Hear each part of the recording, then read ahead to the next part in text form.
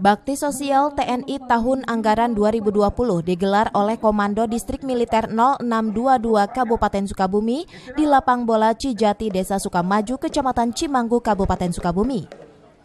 Pembukaan kegiatan ini dilakukan secara militer dan selaku inspektur upacara dipimpin langsung oleh Bupati Sukabumi.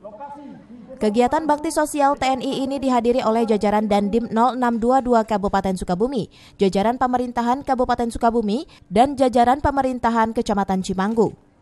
Bakti sosial TNI ini mencakup Desa Sukamaju dan Desa Sukajadi, Kecamatan Cimanggu, dan Desa Sukajaya, Kecamatan Pabuaran.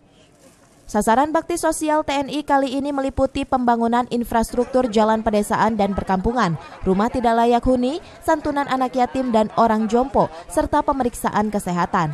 Dandim dengan seluruh jajarannya mempersiapkan pemerintah daerah mensupport dari posisi anggaran. Jadi pekerjaan-pekerjaan ini diharapkan bisa cepat dilaksanakan, dan kita salah satu contoh yang dikerjasamakan di sini dan juga di utara, pembukaan jalan yang kalau dikerjakan oleh kontraktual itu bisa 1 tahun lebih. Adanya bakti TNI, kami bisa menyelesaikan hampir 75% infrastruktur selesai. Gitu.